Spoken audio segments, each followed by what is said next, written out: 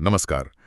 आज हम भारत में हाल की कुछ चरमपंथी और आतंकवादी घटनाओं से जुड़े जो स्रोत हैं, उन पर थोड़ी गहराई से नजर डालेंगे।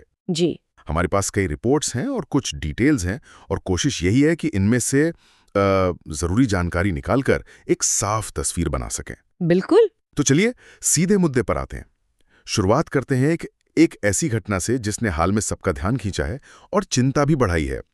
पहलगाम हमला। हाँ, पहलगाम। जानकारी के मुताबिक ये 22 अप्रैल 2025 की बात है। पहलगाम का वो जो बैसरन मीडो है, काफी सुंदर जगह है, पर्यटकों में लोकप्रिय। हाँ, बहुत मशहूर है। वहीं पर आतंकवादियों ने पर्यटकों के ग्रुप पर अंधाधुंध गोलीबारी कर दी। और जो आंकड़े हैं वो वाकई चौंकाने वाले हैं। कम से कम 26 नागरिकों की जान चली गई। 26, ये तो बहुत बड़ा आंकड़ा है। हाँ। और करीब 20 लोग घायल भी हुए। मतलब ये सिर्फ एक हमला नहीं था, ये तो सीधे सीधे बेगुनाह लोगों पर, टूरिस्ट पर एक तरह का वहशियाना हमला था। बिल्कुल। और इतनी बड़ी संख्या में कैजुअलिटीज होना दिल दहलाने वाला है।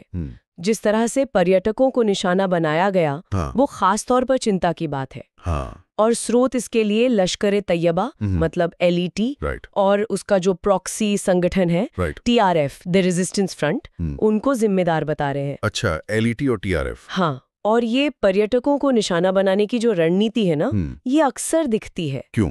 इसका मकसद क्या होता है? देखिए, एक तो साफ है कि डर फैलाना, लेकिन दूसरा और शायद ज्यादा गहरा मकसद होता है उस इलाके की अर्थव्यवस्था को चोट पहुंचाना। अच्छा। जैसे कश्मीर में टूरिज्म बहुत अहम है। बिल्कुल। तो अगर टूरिस्ट डर जाएंगे, आएंगे नहीं, तो अर्थव्यवस्था चरमरा जाएगी।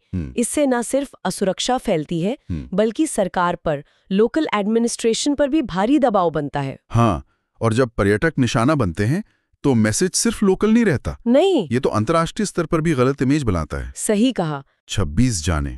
क्या स्रोतों में इस बात का कुछ अंदाजा है कि ये हमला कितना प्लान्ड था?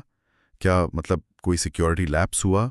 स्रोत सीधे तौर पर तो सिक्योरिटी लैब्स की बात नहीं करते, पर हाँ, इतने बड़े स्केल पर हमला, वो भी एक पॉपुलर टूरिस्ट स्पॉट पर, ये यकीनन प्लानिंग और तैयारी तो दिखाता है। आतंकवादियों को शायद इलाके की जानकारी थी, उन्होंने सही वक्त सही जगह चुनी होगी। और ये जो TRF जैसे प्रॉक्सी गुटों का इस्तेमाल है ना, हाँ। ये अक्सर LET जैसे बड़े संगठन इसलिए करते हैं ताकि वो अपनी सीधी भूमिका से इनकार कर सकें या ध्यान भटका सकें। अच्छा, मतलब प्लॉजिबल डिनाइबिलिटी के लिए। बिल्कुल। और इससे उन्हें कुछ हद तक अंतर्राष्ट्रीय जांच से बचने में भी मदद मिलती है।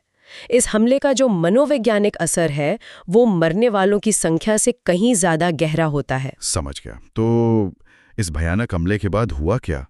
जाहिर है निंदा तो हुई होगी। हाँ, बिल्कुल। घरेलू स्तर पर भी और अंतर्राष्ट्रीय स्तर पर भी कड़ी निंदा हुई, ये तो स्वाभाविक था। लेकिन एक ठोस कदम भी उठाया गया जिसका जिक्र स्रोतों में है। वो क्या? अमेरिका के स्टेट डिपार्टमेंट ने, विदेश विभाग ने, हमले के कुछ टाइम बाद ही TRF को एक आतंकवादी संगठन घोषित कर दिया, डेजिग्नेट कर दिया। अरे वाह, ये तो बड़ा कदम है, सिर्फ निंदा प्रस्ताव से ज्यादा। हाँ, बिल्कुल। इसका मतलब होता है कि TRF पर अंतर्राष्ट्रीय स्तर पर फाइनेंशियल और डिप्लोमेटिक दबाव बढ़ेगा। उनके लिए फंड जुटाना, ट्रैवल करना, सपोर्ट हासिल करना, ये सब मुश्किल हो जाएगा। ये दिखाता है कि अंतर्राष्ट्रीय समुदाय अब इन प्रॉक्सी गुटों को भी सीरियसली ले रहा है। ये दिलचस्प है कि प्रॉक्सी को सीधे टारगेट किया गया, लेकिन जमीन पर क्या हुआ? सुरक्षा व्यवस्था और टाइट की गई? हाँ, बिल्कुल। जानकारी यही है कि हमले के फौरन बाद खासकर टूरिस्ट स्पॉट्स पर, ज़रूरी जगहों पर और जो सेंसिटिव इलाके हैं, वहाँ सिक्योरिटी बहुत ज़्यादा बढ़ा दी गई। अच्छा। गश्त बढ़ाई गई, चेक पॉइंट ज़्यादा सख्त हो गए और साथ ही इंटेलिजेंस एजेंसीज ने, मतलब जो सीमा पार से मदद मिलती है आतंकवादियों को, जैसे हथियार, पैसा। हाँ, हथियार, पैसा, घुसपैठ के रास्ते, इन सब को पता लगाने और उसे काटने की कोशिशें तेज कर दी। तो ये एक मल्टी प्रोंग रिस्पॉन्स था, डिप्लोमेटिक, सिक्योरिटी और इंटेलिजेंस बेस्ड।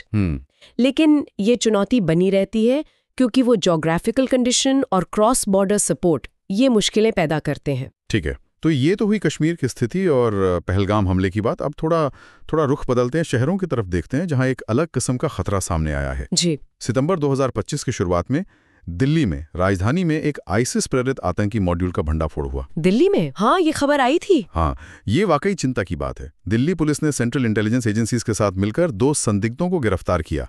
नाम बताए गए हैं आफताब और दानिश। और सबसे अहम बात जो स्रोतों में कही गई है कि ये मॉड्यूल आईसिस प्रेरित था।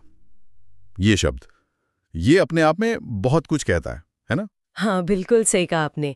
ये आइसिस प्रेरित शब्द यहाँ बहुत बहुत महत्वपूर्ण है। ये इस घटना को ग्लोबल जिहादी आइडियोलॉजी के कॉन्टेक्स्ट में रखता है, पर एक खास तरीके से। कैसे? मतलब क्या ये सीधे आइसिस से जुड़े थे? अक्सर इसका मतलब ये होता है कि शायद ये लोग सीधे आइसिस के सेंट्रल लीडरशिप से ऑर्डर नहीं ले रहे थे, या कोई मजबूत संगठनिक लिंक नहीं था। अच्छा। बल्कि वे आइसिस की जो विचारधारा है, उसका जो ऑनलाइन प्रोपेगेंडा है, सोशल मीडिया पर जो मटेरियल है, उससे गहरे तौर पर प्रभावित थे। और उसी प्रेरणा से खुद ही कार्रवाई करने की प्लानिंग कर रहे थे। ये खतरे का एक ज्यादा डिसेंट्रलाइज्ड, ज्यादा अप्रत्याशित रूप है। तो मतलब कोई बड़ा संगठन सीधे तौर पर शामिल न भी हो, तब भी उसकी विचारधारा वो जहर की तरह फैल सकती है और लोगों को, खासकर युवाओं को, चपेट में ले सकती है। बिल्कुल। और शहरों में इस तरह के लोन वुल्फ या छोटे सेल्फ मोटिवेटेड ग्रुप्स का खतरा, ये आज के टाइम में सिक्योरिटी एजेंसीज के लिए सबसे बड़ी चुनौतियों में से एक है। क्यों? ऐसा क्यों? क्योंकि देखिए, जो पारंपरिक आतंकवादी समूह होते हैं, जिनका एक स्ट्रक्चर होता है, लीडरशिप होती है, उन्हें ट्रैक करना फिर भी थोड़ा आसान होता है। हाँ, उनका एक पैटर्न होता है। सही।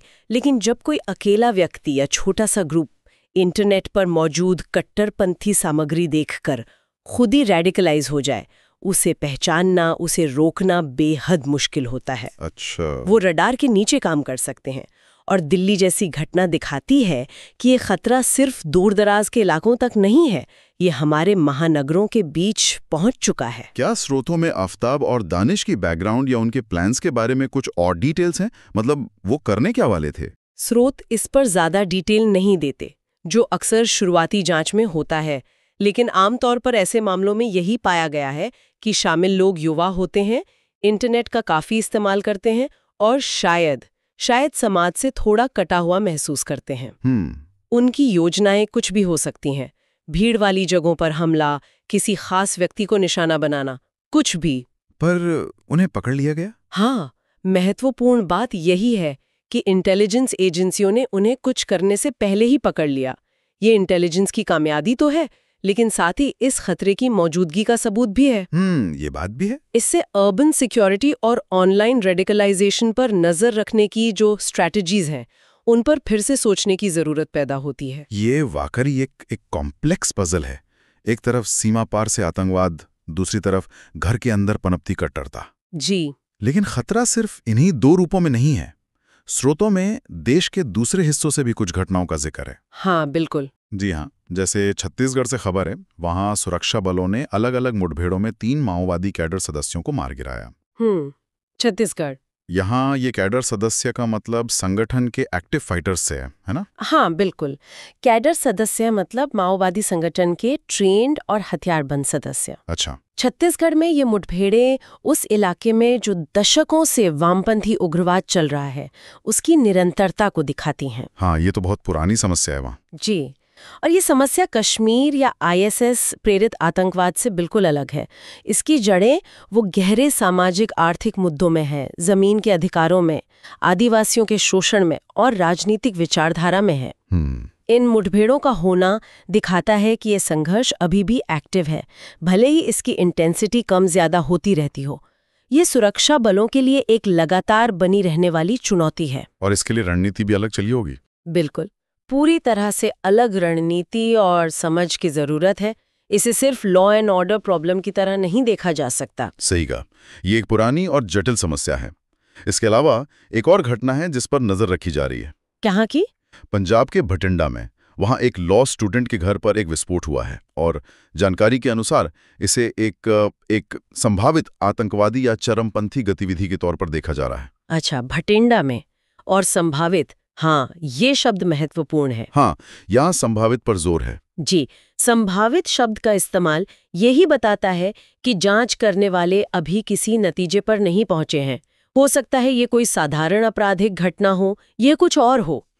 लेकिन शायद विस्फोट की प्रकृति या स्टूडेंट की बैकग्राउंड या इलाके का माहौल देखकर अधिकारी टेररिज्म या एक्सट्रीमिज्म के एंगल से भी जांच कर रहे हैं। पंजाब का अपना एक इतिहास भी रहा है इस मामले में। बिल्कुल।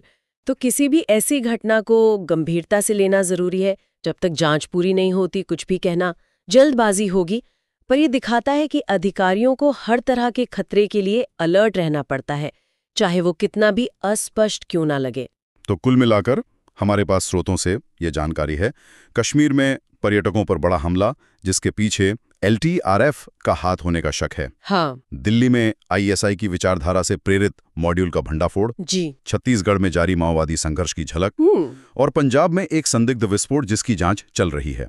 इन सब अलग अलग धागों को एक साथ कैसे देखें, इस पूरी तस्वीर का क्या मतलब निकाला जाए? देखिए, जब हम इन सभी घटनाओं को एक साथ रखते हैं ना, तो भारत में चरमपंथ और आतंकवाद की एक बहुत ही कॉम्प्लेक्स और मल्टी लेयर्ड तस्वीर उभरती है। हाँ। ये कोई एक अकेली समस्या नहीं है। हाँ, अलग अलग रूप दिख रहे हैं। बिल्कुल, हर घटना के पीछे अलग कारण है, अलग समूह है और अलग मकसद नजर आते हैं। जैसे कश्मीर में हम देख रहे हैं कि सीमा पार से समर्थन पाने वाले माने जाने वाले समूह सॉफ्ट टारगेट्स को निशाना बना रहे हैं, नागरिक, पर्यटक। हाँ। मकसद है अस्थिरता फैलाना, अंतर्राष्ट्रीय ध्यान खींचना। ये एक तरह की प्रॉक्सी वॉरफेयर है। ठीक है। वहीं दिल्ली वाली घटना, वो एक बिल्कुल अलग चुनौती है। ग्लोबल जिहादी विचारधारा का शहरों में असर, लोकल युवाओं के बीच और उनका खुद से प्रेरित होकर हिंसा की तरफ जाना। ये ऑनलाइन रेडिकलाइजेशन वाला एंगल। हाँ, इंटरनेट का युग का खतरा है ये। और छत्तीसगढ़ हमें याद दिलाता है कि देश के कुछ हिस्सों में लंबे समय से चली आ रही विचारधारा पर आधारित घरेलू इंसर्जेंसी, मतलब वामपंथी उग्रवाद, वो अभी भी एक बड़ी सुरक्षा चिंता है और उसके सामाजिक आर्थिक पहलू बहुत गहरे हैं। और फिर पंजाब वाली घटना, भले ही अभी साफ ना हो, वो ये दिखाती है कि हमें हमेशा नए या उभरते हुए खतरों के लिए भी तैयार रहना होगा, जिनके पैटर्न और कारण शायद हमें अभी पूरी तरह पता भी ना हो। तो मतलब एक साथ कई तरह की चुनौतियां हैं। बिल्कुल। संक्षेप में कहें तो ये एक ऐसी चुनौती है जिसके कई चेहरे हैं, कई स्रोत हैं, कुछ बाहरी कुछ अंदरूनी, और ये देश के अलग अलग हिस्सों को अलग अलग तरीकों से प्रभावित करती है। इससे निपटने के लिए सुरक्षा एजेंसियों को एक साथ कई मोर्चों पर अलग अलग रणनीतियों के साथ काम करना पड़ता है। और ये समझना जरूरी है कि हम यहाँ सिर्फ स्रोतों में जो जानकारी उपलब्ध है, जो विश्लेषण है, वही आपके सामने रख रहे हैं। हाँ, किसी का पक्ष लिए बिना। बिल्कुल। हमारा उद्देश्य सिर्फ तथ्यों को समझना और उनके जो संभावित मायने हैं उन पर चर्चा करना है। ये दिखाता है कि सुरक्षा का माहौल कितना डायनामिक और चैलेंजिंग है। वाकई एक जटिल और बहुआयामी तस्वीर है। आज हमने पहलगाम में हुए दर्दनाक हमले, दिल्ली में ISI प्रेरित मॉड्यूल के पर्दाफाश, छत्तीसगढ़ में जारी माओवादी मुठभेड़ों और बठिंडा में हो रही जांच जैसी हालिया घटनाओं पर जो उपलब्ध जानकारी थी उसका गहराई से विश्लेषण किया जी। और हमने देखा कि कैसे ये अलग अलग घटनाएं भारत के सामने जो चरमपंथ और आतंकवाद की अलग अलग चुनौतियां हैं उन्हें उजागर करती हैं। बिल्कुल। और इन सभी घटनाओं को एक साथ देखने पर एक बड़ा सवाल या एक विचार मन में आता है। क्या? कि ये जो अलग अलग तरह की चरमपंथी विचारधाराएं हैं, चाहे वो सीमा पार से स्पॉन्सर्ड हों या ग्लोबल नेटवर्क से प्रेरित हों या घरेलू मुद्दों से निकली हों, इनकी निगरानी करना और इनसे निपटना ये कितना जटिल काम है। हाँ, हर एक का तरीका अलग, लोग अलग। बिल्कुल।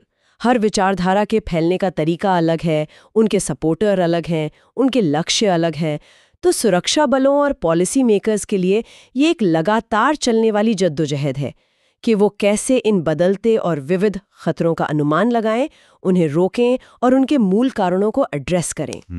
और ये हमें इस गहरे विचार की ओर ले जाता है कि क्या हम भविष्य में चरमपंथ के उन नए और शायद अभी तक अनदेखे रूपों का सामना करने के लिए तैयार हैं, जो तकनीक, सामाजिक बदलाव और वैश्विक घटनाओं के मेल से उभर सकते हैं। जैसे ऑनलाइन रेडिकलाइजेशन ने खतरा बढ़ाया, हाँ, उसी तरह भविष्य में आर्टिफिशियल इंटेलिजेंस या कोई और तकनीक अगर वो चरमपंथी समूहों के हाथ लग जाएं, तो किस तरह के अभूतपूर्व खतरे पैदा हो सकते हैं, ये सोचना जरूरी है। तैयारी सिर्फ मौजूदा खतरों के लिए नहीं, बल्कि आने वाले अज्ञात के लिए भी होनी चाहिए।